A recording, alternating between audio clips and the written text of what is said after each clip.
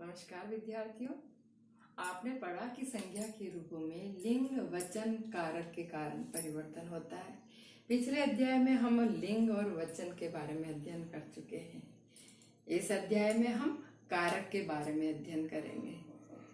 कारक क्या है? कारक का अर्थ होता है क्रिया को करने वाला, अर्थात वाक्य में संज्ञा या सर्वनाम पदों का क्रिया के साथ में संबंध बताने वाले जो चिन्ह होते हैं वे कारक कहलाते हैं। अब किस प्रकार इसको समझा जाए? उदाहरण के तौर पर हम वाक्य बोलते हैं, भारत पवित्र नदी गंगा हिमालय निकलती है। ध्यान से सुनना विद्यार्थियों। इसी प्रकार दूसरा वाक्य बोल रही हूं, भाई बहन उपहार लाया। तीसरा वाक्य, पुलिस चोर डंडे मारती है। क्या हुआ? हम किसी भी वाक्य को ढंग से समझ नहीं पाए, अर्थहीन थे, निरर्थक थे वाक्य। उनका सार्थकता कब होगी? जब हम इनमें कारक चिन्ह का प्रयोग करते हुए उनको उच्चारित करेंगे। किस प्रकार से? पुनः एक बार ध्यान से सुनिएगा। भारत की पवित्र नदी गंगा हिमालय से निकलती है। दूसरा, भाई बहन के लिए उपहार लाया। पुलिस ने चोर को डंडे से मारा। जब तक इनसे के लिए प्रयोग नहीं हुआ था तब तक हमारे वाक्य निरर्थक थे। तो कारक के बिना वाक्य अधूरा रहता है बच्चों। जब तक कारक का प्रयोग उचित जगह नहीं किया जाए तब तक हमारा वाक्य निरर्थक है। इसीलिए वाक्यों का प्रयोग करना, वाक्य में कारक का प्रयोग करना अत्यावश्यक है। कुछ उदाहरण और हम पढ़ेंगे, इसके बारे में जानकारी प्राप्त करेंगे। आइए देखते हैं। देखिए विद्यार्थियों, पहला वाक्य, कमला ने खाना बनाया। किसने? कमला ने। मैं चाकू से फल काटती हूँ। किससे? चाकू से। बहन भाई के लिए राखी लाई। किसके लिए? भाई के लिए। हिमालय से गंगा निकलती है। कहाँ से गंगा निकलती है? हिमालय से। बच्चे घर में बैठे हैं। कहाँ बैठे हैं? घर में। मीरा ने तोते को मिर्च दी। किसने दी? मीरा ने। किसको दी? तोते को। क्या दी? मिर्च दी। रोहन का भाई दिल्ली गया। किसका भाई? रोहन का। कहाँ गया? दिल्ली को गया। राम ने रावण को मारा। किसने मारा? राम ने। किसको मारा? रावण को। हे ईश्वर हम पर दया करो। किसके लिए? आश्चर्य के लिए। हे ईश्वर। यानी कि विद्यार्थियों, आपने क्या समझा कि संज्ञा या सर्वनाम के जिस रूप से क्रिया तथा वाक्यों के दूसरे शब्दों से संबंध का पता चलता है वे कारक कहलाते हैं। यानी कि कारक चिन्ह जो होते हैं संज्ञा और सर्वनाम पदों का क्रिया के साथ में संबंध बताते हैं। इनका प्रयोग नहीं करने पर वाक्य अर्थहीन हो जाता है। मैं चाकू फल काटती हूँ। कैसे? कमला खाना बनाया। क्या? बहन भाई राखी लाई। क्या? हम उस वाक्य को समझ नहीं सकते। इस कारण इन कारक चिन्हों का होना अत्यावश्यक है। कारक के बिना वाक्य अधूरा रहता है। अब विद्यार्थियों, समुचित कारकों का प्रयोग करते हुए मैंने एक वाक्य बनाया है जिसमें सभी कारक चिन्हों का क्रम वाइज उसका प्रयोग किया गया है। उसको आप ध्यान से पढ़िएगा, बड़ा महत्वपूर्ण है। देखिएगा, मीरा ने आम को चाकू से काट कर मेहमान के लिए टोकरी से निकालकर कांच की प्लेट में रख दिया। कितना सुंदर वाक्य है। वापस उसको ध्यान से पढ़ेंगे कि मीरा ने आम को चाकू से काटकर मेहमान के लिए टोकरी से निकालकर कांच की प्लेट में रख दिया। इन सभी कारक चिन्हों को देखते हुए हम जान गए कि कारक चिन्ह कारक हमारे 8 संस्कृत में होते हैं, हिंदी में हमारे 7 होते हैं, और कारक अपनी पहचान कारक चिन्ह यानी कि परसर्ग द्वारा जाने जाते हैं। चिन्हों के द्वारा हम समझ सकते हैं कि कौन से कारक का प्रयोग किया गया है। तो पहले कारक के भेदों के बारे में जान लिया जाए। कारक के भेद: कर्ता ने कर्म को करण से के द्वारा के साथ, संप्रदान के लिए को देने का भाव देने के अर्थ में, अपादान से अलग होने के अर्थ में किसी चीज से अलग होना, संबंध का के की, रारेरी का यह मतलब है हमारा हमारे हमारी या मेरा मेरे मेरी, नानेनी का अर्थ है अपना अपने अपनी। फिर अधिकरण में पर किसी चीज में या किसी पर, और संबोधन जो संस्कृत में ज्यादा प्रयोग किया गया है, हे अरे वाह। तो इन कारक चिन्हों को देखते हुए जब हम इस वाक्य को वापस ध्यान से समझेंगे, मीरा ने कौन सा है?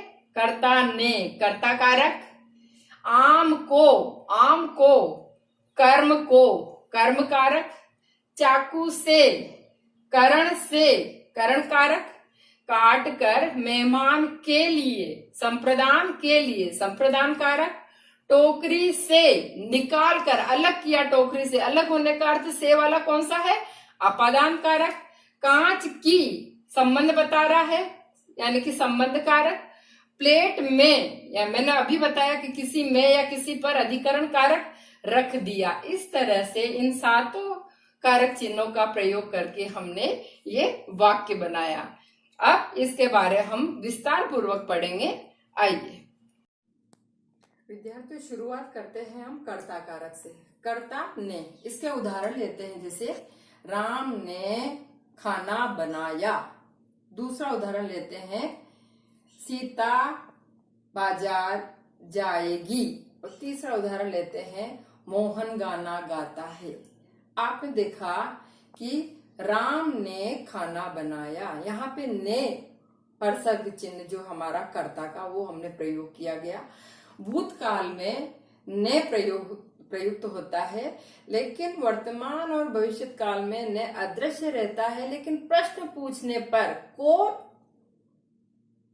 का जवाब जब कर्ता आता है तो वह कर्ता कारक है।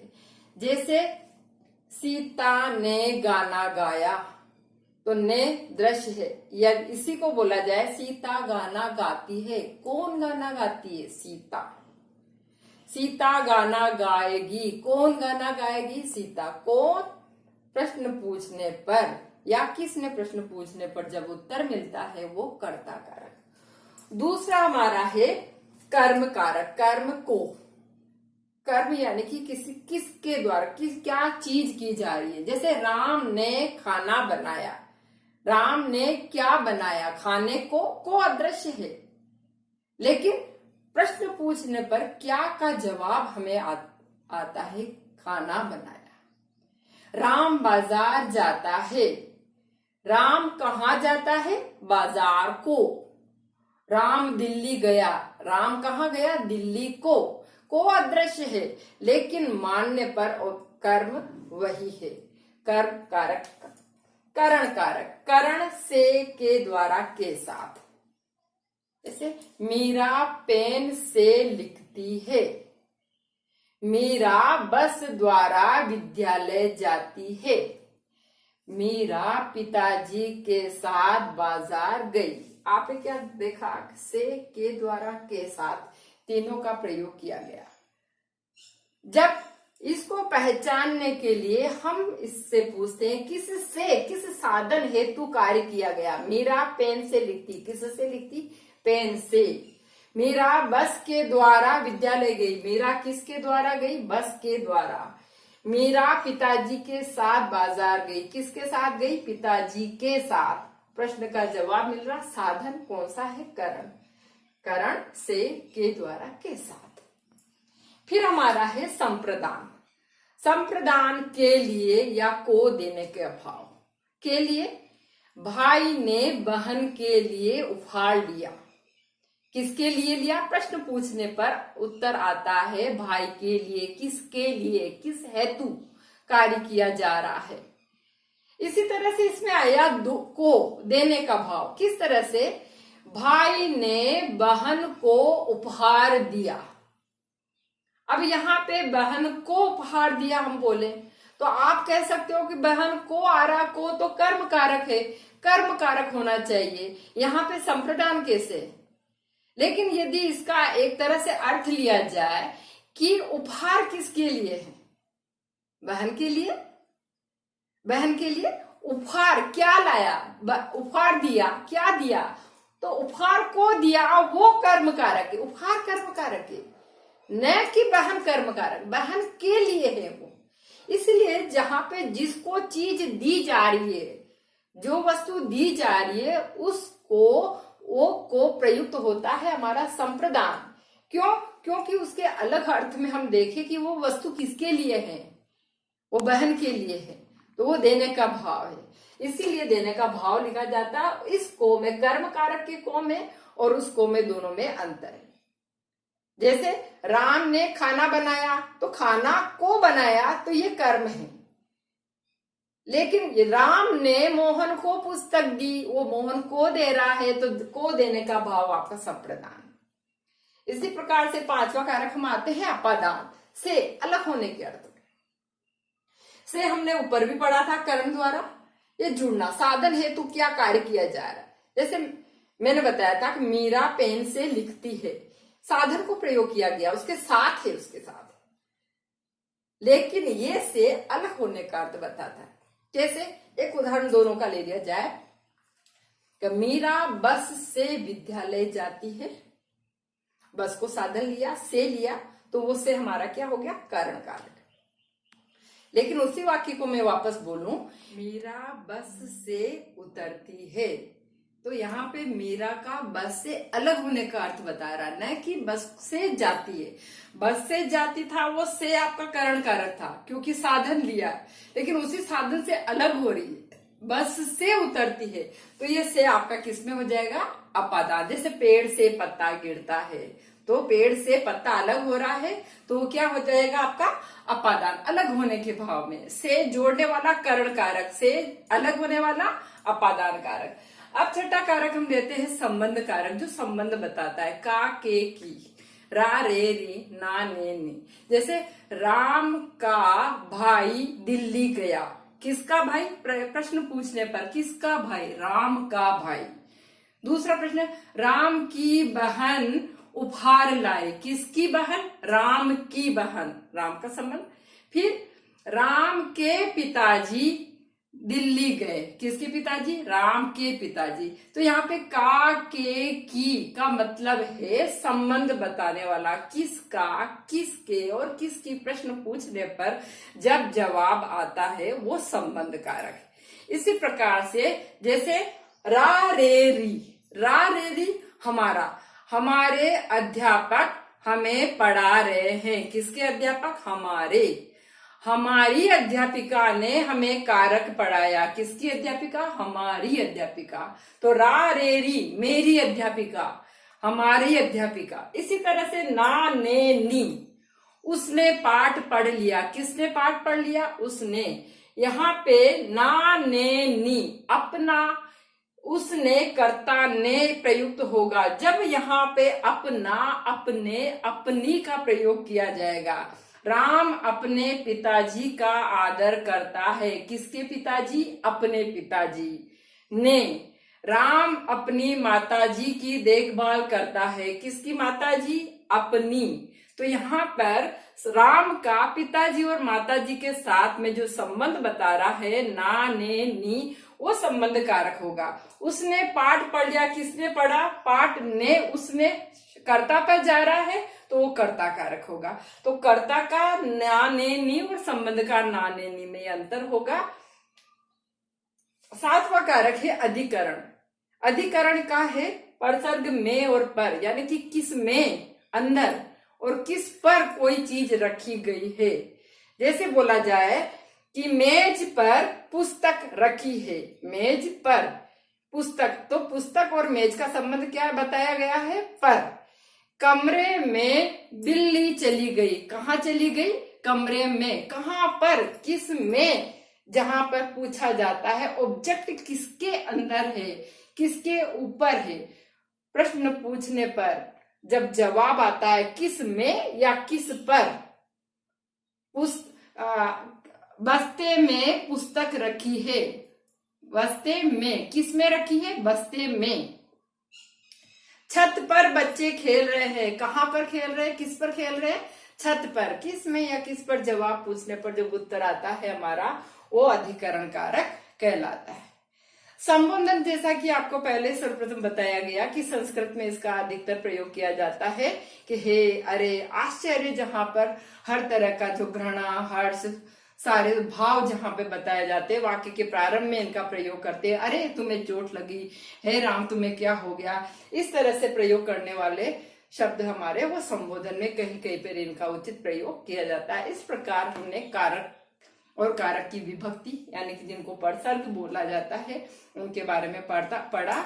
इसको और विस्तृत रूप से पढ़ने के लिए हम आगे और इनका अध्ययन करते हैं। कारक संज्ञा या सर्वनाम का क्रिया के साथ संबंध निर्धारित करने वाले तत्व को कारक तथा संबंध स्थापित करने वाले शब्द या शब्दांश को कारक चिन्ह या परसर्ग कहते हैं। हिंदी में कारक व उनके चिन्ह 8 माने गए हैं। कर्ता ने कर्म को कर से, संप्रदान को अलग होने के अर्थ में के लिए, अपदान से, संबंध काके की, रा रे री, नाने नी, अधिकरण में पर और संबोधन हे, अरे, ओ। कर्ता कारक वाक्य में जिस शब्द द्वारा काम करने वाले का बोध होता है उसे कर्ता कारक कहते हैं। जैसे मोहन ने खाना खाया, तो मोहन ने कर्ता कारक। इस वाक्य में खाने का काम मोहन करता है, अतः मोहन करता है। वाक्य का प्रयोग 2 रूपों में होता है। पहला वह जिसमें ने विभक्ति नहीं लगती, अर्थात क्रिया के लिंग, वचन और पुरुष कर्ता के अनुसार होते हैं। कैसे? जैसे मोहन खाना खाता है। कौन खाना खाता है? मोहन। बच्चों, इसे प्रधान कर्ता कारक भी कहा जाता है।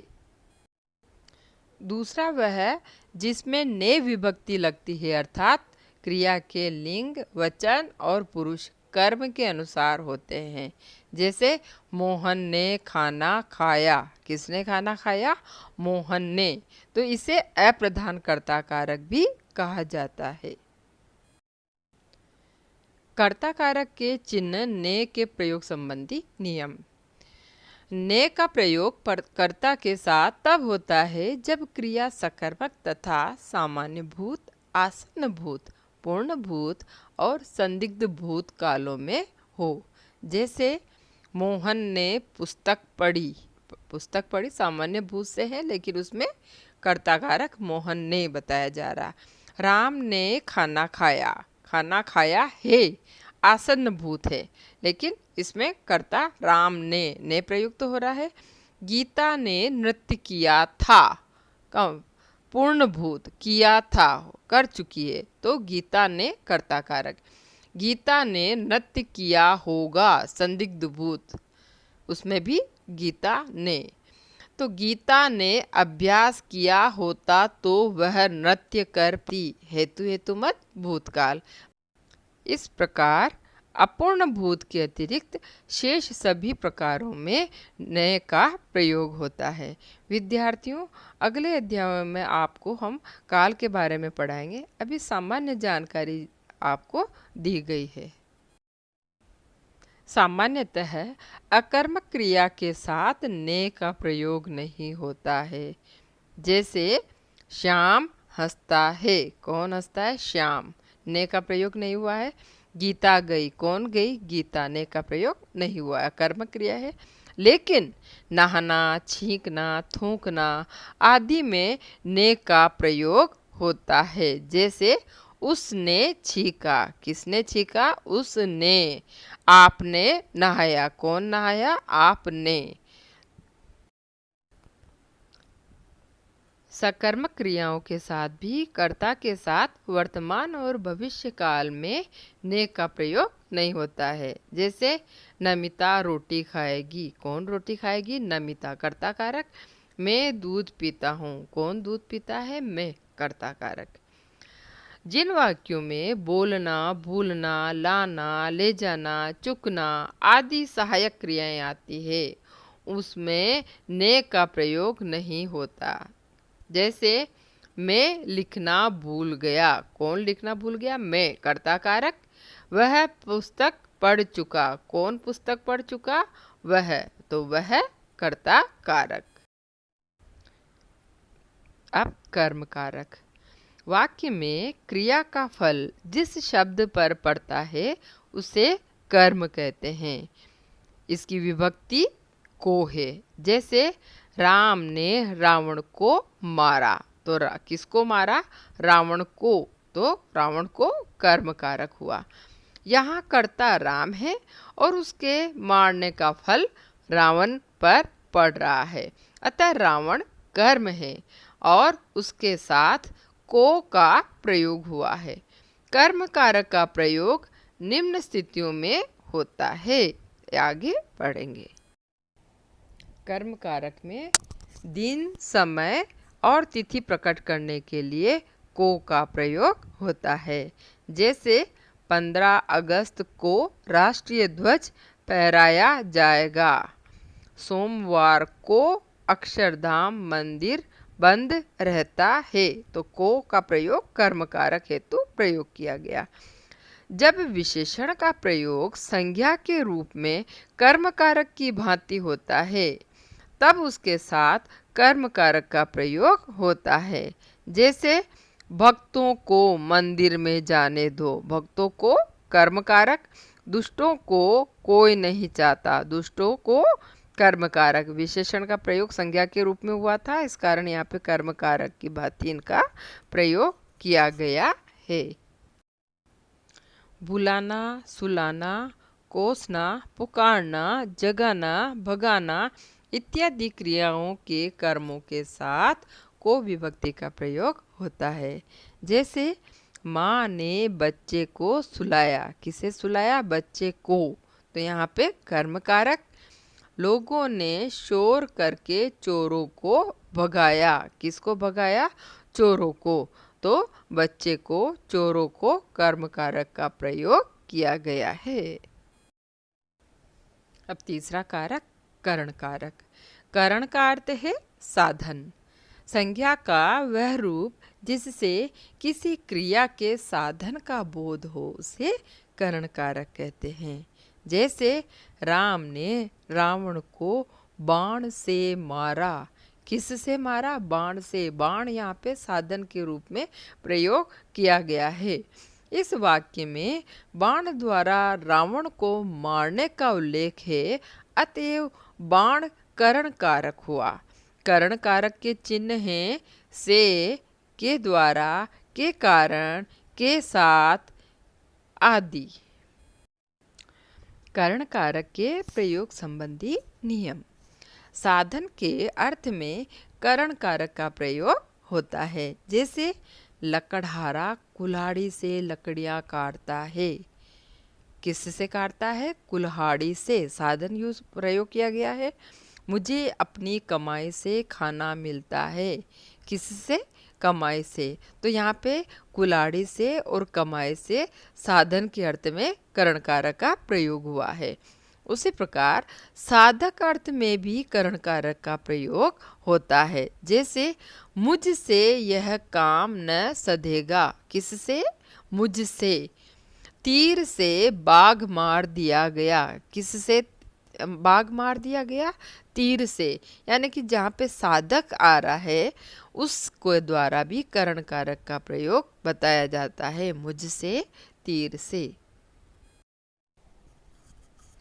भाववाचक संज्ञा से क्रिया विशेषण बनाते समय करण कारक का प्रयोग होता है। जैसे नम्रता से बात करो, भाववाचक संज्ञा से बनाया गया है, नम्रता से। उत्पत्ति सूचक अर्थ में भी करण कारक का प्रयोग होता है। जैसे कोयला खान से निकलता है। कोयला किस से निकलता है? खान से। फिर गन्ने के रस से चीनी बनाई जाती है। चीनी किससे बनाई जाती है? रस से, गन्ने के रस से। तो उत्पत्ति सूचक करते हैं, यहाँ पे करण कारक का प्रयोग हुआ है। प्यार मैत्री बैर होने पर करण कारक का प्रयोग होता है। जैसे राम की रावण से शत्रुता थी। चौथा कारक है संप्रदान कारक। जिसके लिए कुछ दिया जाए या जिसको कुछ दिया जाए, इसका बोध कराने वाले शब्द को संप्रदान कारक कहते हैं। जैसे माँ बच्चे के लिए दूध लाती है। माँ किसके लिए दूध लाती है? बच्चे के लिए। फिर यज्ञ के लिए लकड़ियाँ लाओ। किसके लिए लाओ? यज्ञ के लिए। तो विद्यार्थियों, बच्चे के लिए और यज्ञ के लिए दोनों में संप्रदान कारक का प्रयोग हुआ है। विद्यार्थियों, कर्म और संप्रदान का एक ही विभक्ति चिन्ह को है। अभी देखा आपने कर्म को, और हमने संप्रदान में भी को देने के अर्थ में लिया था, परंतु दोनों के अर्थों में अंतर है। संप्रदान का को के लिए अव्यय के स्थान पर प्रयुक्त होता है या उसके अर्थ में प्रयुक्त होता है। कभी कभी के लिए नहीं लिखकर हम को देने के भाव के लिए लिख देते हैं, जबकि कर्म के को का के लिए से कोई संबंध नहीं होता है, यानी कि उसको वापस उसके स्थान पर के लिए प्रयुक्त नहीं हो सकता। किस प्रकार? उदाहरण स्वरूप देखते हैं। सोहन श्याम को मारता है। अब यहाँ पे पूछा जाए कि सोहन किसे मारता है? श्याम को। यहाँ पे श्याम को कर्म है, श्याम को मारा। अब श्याम के लिए मारता तो नहीं हुआ, को ने के लिए क्या स्थान नहीं लिया। जबकि श्याम भिक्षुक को भिक्षा देता है। भिक्षुक को प्रयुक्त हुआ है देने के भाव के लिए। अब यदि यहाँ पर के लिए प्रयुक्त किया जाए तो श्याम भिक्षुक के लिए भिक्षा देता है, तो भिक्षा किसके लिए? भिक्षुक के लिए। और भिक्षुक को प्रयुक्त हुआ है तो वो को देने का भाव हुआ है, इस कारण ये संप्रदान कारक कहलाया। अगला उदाहरण क्या है? माता ने बच्चे को बुलाया। माता ने बच्चे को बुलाया। यहाँ पे बच्चे को कर्म कारक। कैसे? किसे बुलाया? किसको बुलाया? बच्चे को बुलाया। यहाँ पे यदि बोला जाए कि माता ने बच्चे के लिए बुलाया तो वो उचित नहीं होगा, बच्चे को ही बुलाया गया है। बच्चे को यहाँ पे कर्म लिया गया। अध्यापिका ने छात्रों को मिठाइयाँ दी। अब यहाँ पे छात्रों को देने का भाव है, देने के अर्थ में है, तो ये संप्रदान कारक होगा। यदि इनकी जगह के लिए प्रयुक्त किया जाए कि मिठाइयाँ किसके लिए थी? छात्रों के लिए, को के की जगह ले रहा है, इसलिए अध्यापिका ने छात्रों को मिठाइयाँ दी। छात्रों को संप्रदान कारक होगा। संप्रदान कारक के प्रयोग संबंधी नियम। किसी वस्तु को दिए जाने के अर्थ में को के लिए अथवा के वास्ते का प्रयोग होता है। जैसे विद्यार्थियों को पुस्तकें दो। विद्यार्थियों को देने का भाव है पुस्तकें, तो विद्यार्थियों को यहाँ पे संप्रदान, और पुस्तकें दो। क्या दो? पुस्तकें। तो पुस्तकें यहाँ पे कर्म कारक होंगे। अतिथि के लिए चाय लाओ। किसके लिए चाय लाओ? अतिथि के लिए। तो अतिथि के लिए हो गया आपका संप्रदान कारक, और क्या लाई जा रही है? चाय। तो चाय आपका कर्म कारक। दूसरा है, अवधि का निर्देश करने के लिए भी संप्रदान कारक का प्रयोग किया जाता है। जैसे अवधि यानी कि समय। मैं 2 माह के लिए सिंगापुर जाऊंगी। तो 2 माह के लिए क्या हो गया? के लिए। किसके लिए? 2 माह के लिए। तो संप्रदान कारक सिंगापुर को जाऊंगी, को यहाँ पे अदृश्य है, लेकिन को सिंगापुर यहाँ पे क्या हो गया? कर्म कारक। कहाँ जाना है? सिंगापुर। मुझे 3 दिन के लिए तुम्हारी कार चाहिए। कितने दिन के लिए? 3 दिन के लिए। तो किस यहाँ पे 3 दिन के लिए क्या हो गया? अवधि को बताया जा रहा है, तो ये संप्रदान कारक का प्रयोग किया गया है। विद्यार्थियों, चाहिए शब्द के साथ भी संप्रदान कारक का प्रयोग होता है। जैसे जलाने के लिए लकड़ियाँ चाहिए, किसके लिए? जलाने के लिए। तो यहाँ पे जलाने के लिए संप्रदान कारक है। क्या चाहिए? लकड़ियाँ। तो लकड़ियाँ यहाँ पे कर्म कारक प्रयुक्त हुआ है। इसी प्रकार बच्चे के लिए दूध चाहिए, किसके लिए चाहिए? बच्चे के लिए। तो बच्चे के लिए यहाँ पे संप्रदान कारक हो गया। क्या चाहिए? दूध चाहिए। तो दूध यहाँ पे कर्म कारक हुआ। अगला कारक अपादान कारक। संज्ञा के जिस रूप से किसी वस्तु के अलग होने का भाव प्रकट होता है उसे अपादान कारक कहते हैं। जैसे पेड़ से पत्ता गिरता है, तो पत्ता पेड़ से अलग हो रहा, से यहाँ पे अलग होने के अर्थ में, तो पेड़ से यहाँ पे क्या होगा? अपादान कारक। और क्या गिरता है? पत्ता गिरता है, तो पत्ता आपका कर्म कारक होगा। इसी प्रकार हिमालय से गंगा निकलती है। गंगा कहाँ से निकल रही, यानी कि अलग हो रही है? हिमालय से। तो हिमालय से आप हमारा अपादान कारक होगा। और क्या निकलती है? गंगा। तो गंगा यहाँ पे कर्म कारक होगा। अपादान कारक के प्रयोग संबंधी नियम। अलग होने के अतिरिक्त डरने के अर्थ में भी अपादान कारक का प्रयोग होता है। जहाँ डर, जहाँ भय, घृणा, इस तरह के शब्द जहाँ आते जो दोनों को, दो सर्वनाम शब्दों को अलग करते, संज्ञा सर्वनाम शब्दों में अलग अंतर बताते हैं, वो हमारा से किसको प्रयुक्त करता है? अपादान कारक को। जैसे कृष्णव शेर से डरता है, तो शेर से डरना यानी कि उसको अलग करना, तो शेर से आपका क्या होगा? अपादान कारक है। मुझे झूठ से नफरत है, तो झूठ से घृणा है, तो अलग करने वाला भाव है, तो झूठ से नफरत आपका क्या हो जाएगा? अपादान कारक। इसी प्रकार रक्षा करने के अर्थ में अपादान कारक का प्रयोग होता है। जैसे आपने मुझे हानि से बचाया, यानी कि गलत होने से बचाया, अलग होने के अर्थ में ये आपने हानि से बचाया, तो यहाँ पे अपादान कारक। तुलना करने का भाव भी अपादान कारक से प्रकट होता है। तुलना करना यानी कि एक दूसरे में अंतर बताना, तो दोनों अलग का होने वाला भाव है, इसलिए अपादान कारक होगा। कैसे? कृष्ण चिन्मय से छोटा है, तो दोनों में अंतर प्रकट किया जा रहा है। चिन्मय से कृष्ण छोटा है, तो यहाँ पे चिन्मय से अपादान कारक का प्रयोग किया गया। तो विद्यार्थियों, करण कारक और अपादान कारक दोनों में से का प्रयोग हुआ। एक से करण का साधन के रूप में प्रयुक्त हुआ, तो अपादान का से दोनों को अलग होने के अर्थ में प्रकट हुआ। तो दोनों में अंतर किस तरह से हम जानेंगे? यद्यपि दोनों कारकों के विभक्ति चिन्ह से हैं, परंतु इन दोनों में पर्याप्त अंतर है। करण कारक का प्रयोग साधन अर्थ में किया जाता है। जैसे मोहन कलम से लिखता है, तो यहाँ पे लिख रहा है मोहन, किस से लिख रहा है? कलम से। कलम को साधन के तौर पर प्रयुक्त किया गया है, तो कलम से यहाँ पर करण कारक होगा। इसी प्रकार इसके अतिरिक्त अपादान कारक का प्रयोग पृथक होने अर्थात अलग होने के अर्थ में किया जाता है। जैसे मेज से पुस्तक गिरती है, तो मेज से पुस्तक का अलग होने का भाव है। मेज पर नहीं है, मेज से अलग हो रही है पुस्तक, दोनों को एक विपरीत दिशा में कर रही है। इस कारण से अलग होने के अर्थ में हमें क्या बताता है? अपादान कारक।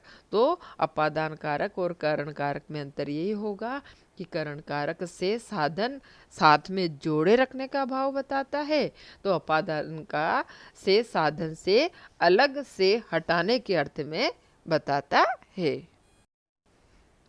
संबंध कारक। संज्ञा या सर्वनाम के जिस रूप से किसी अन्य शब्द के साथ संबंध या लगाव प्रतीत हो उसे संबंध कारक कहते हैं। संबंध कारक में विभक्तियां सदैव लगाई जाती है, यानी कि काके की, रारे री, नाने नी का हमेशा प्रयोग हुआ होता है। जैसे गीता सोहन की बहन है। तो गीता किसकी बहन है? सोहन की। तो गीता और सोहन के बीच में संबंध का के की शब्द विभक्ति चिन्ह जो की बता रहा है वो हमारा क्या हुआ? संबंध कारक, यानी कि सोहन की हमारा संबंध कारक हुआ। इसी तरह से हम कई उदाहरण ले सकते हैं, जैसे राम अपनी अध्यापिका का कहना मानता है। तो यहाँ पे अपनी अध्यापिका, तो किसकी अध्यापिका? अपनी। तो अपनी यहाँ पे क्या प्रयुक्त हुआ है? संबंध कारक। जैसे हमारी अध्यापिका हमें पढ़ा रही है। किसकी अध्यापिका? हमारी। तो यहाँ पे हमारी यहाँ पे संबंध कारक प्रयुक्त हुआ है। संबंध कारक के प्रयोग संबंधी नियम। एक संज्ञा या सर्वनाम का दूसरी संज्ञा या सर्वनाम से संबंध प्रदर्शित करने के लिए संबंध कारक का प्रयोग होता है। जैसे सुनीता रमा की बहन है। तो सुनीता किसकी बहन है? रमा की। तो यहाँ पे सुनीता का रमा से संबंध रमा की बहन बताया जा रहा है, तो रमा की यहाँ पे संबंध कारक होगा। इसी प्रकार राम सुग्रीव के मित्र थे। राम किसके मित्र थे? सुग्रीव के। तो राम और मित्र के बीच में संबंध सुग्रीव के द्वारा बताया गया है कि राम के मित्र कौन थे? सुग्रीव थे। तो सुग्रीव के मित्र थे राम। तो यहाँ पे संबंध कारक प्रयुक्त हुआ है। इसी प्रकार स्वामित्व या अधिकार प्रकट करने के लिए संबंध कारक का प्रयोग होता है। जैसे आप किसकी आज्ञा से आए हैं।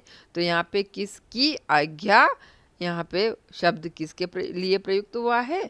संबंध कारक यहाँ पे स्वामित्व अधिकार प्रकट करने के लिए प्रयोग किया गया है। परिमाण प्रकट करने के लिए, मोल भाव प्रकट करने के लिए, निर्माण का साधन प्रदर्शित करने के लिए संबंध कारक का प्रयोग किया जाता है। जैसे 5 मीटर की साड़ी। तो यहाँ पे 5 मीटर क्या बता रहा? परिमाण, मेजरमेंट। ओके, तो 5 मीटर की साड़ी। तो साड़ी कितनी? 5 मीटर की। तो यहाँ पे संबंध कारक प्रयुक्त हुआ है। 20 रुपए के आलू, मोल भाव बताने के लिए। कितने के आलू? 20 रुपए के। तो 20 रुपए के यहाँ पे क्या प्रयुक्त हुआ है? संबंध कारक। इसी प्रकार निर्माण का साधन, जैसे ईंटों का मकान। तो ईंटों का मकान किसका मकान? ईंटों का मकान, सीमेंट का मकान। यहाँ पे इस तरह से यह निर्माण के साधन जो बताए गए हैं, तो उनके लिए भी क्या प्रयुक्त किया गया है? संबंध कारक का प्रयोग किया जाता है। विद्यार्थियों, सर्वनाम की स्थिति में संबंध कारक का रूप रा रे री या ना ने नी हो जाता है। जैसे मेरी पुस्तक। पुस्तक मेरी, किसकी पुस्तक? मेरी। यहाँ पे संबंध कारक प्रकट करता है। इसी प्रकार से तुम्हारा पत्र, किसका पत्र? तुम्हारा। तो रा रे री प्रयुक्त हो रहा है यहाँ पे, तो संबंध कारक। इसी प्रकार बोल सकते हैं कि अपनी माताजी। तो माताजी किसकी माताजी? अपनी। अपने मित्र, किसके मित्र? अपने मित्र। तो ना ने नी यहाँ पे प्रयुक्त होता है, संबंध कारक को प्रयुक्त किया जाता है। संबंध कारक की विभक्तियों द्वारा कुछ मुहावरेदार प्रयोग भी होते हैं। जैसे कान का कच्चा, किसका कच्चा? कान का। आंख का अंधा, किसका अंधा? आंख का। बात का धनी, किसका धनी? बात का धनी। तो इस प्रकार संबंध कारक की विभक्तियों का प्रयोग किया जाता है। अधिकरण कारक।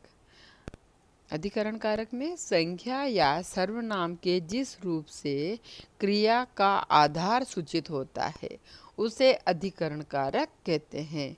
इसके परसर्ग कारक चिन्ह में पर है। जैसे चिड़िया पेड़ पर बैठी है। तो यहाँ पे चिड़िया पेड़ पर, पेड़ के ऊपर, पेड़ पर बैठी है। तो यहाँ पे संबंध बताया गया है। किस तरह से? क्या बोला है कि संज्ञा और सर्वनाम का जिस रूप से क्रिया का आधार, क्रिया का आधार बैठी कहाँ पर बैठी है? पेड़ पर बैठी है। इस कारण ये पेड़ पर अधिकरण कारक होगा। अधिकरण कारक के प्रयोग संबंधी नियम। स्थान, समय, भीतर या सीमा का बोध कराने के लिए अधिकरण कारक का प्रयोग होता है। जैसे पुस्तक मेज पर रखी है। कहाँ पर रखी है? स्थान पूछा गया है, मेज पर रखी है। तो मेज पर यहाँ पे अधिकरण कारक होगा। ठीक समय पर आ जाना। कि कब पर? ठीक समय पर। तो समय पर यहाँ पर अधिकरण कारक बताया गया है। इसी प्रकार तुलना, मूल्य और अंतर का बोध कराने के लिए अधिकरण कारक का प्रयोग किया जाता है। जैसे कमल सभी फूलों में सुंदरतम है। यहाँ पे तुलना की गई है फूलों में, किसकी? कमल की। तो फूलों में तुलना की गई, तो फूलों में यहाँ पे अधिकरण कारक हुआ। वह घर 40 लाख में बिक रहा है। कितने लाख में? 40 लाख में। यहाँ पे मूल्य पूछा बताया गया है, तो 40 लाख में हमारा यहाँ पे अधिकरण कारक होगा। संबोधन कारक संज्ञा के जिस रूप से किसी को पुकारने, चेतावनी देने या संबोधित करने का बोध होता है उसे संबोधन कारक कहते हैं। जैसे हे राम, रक्षा करो, अरे मूर्ख, संभल जा। संबोधन कारक की कोई विभक्ति नहीं होती है। इस प्रकार विद्यार्थियों, आज आप लोगों ने कारक के बारे में जाना, उनके उचित प्रयोग के बारे में जाना, वाक्यों की सार्थकता के बारे में जाना और इस प्रकार कारक के भेद और उसके परिभाषा को आप समझ पाए। धन्यवाद विद्यार्थियों।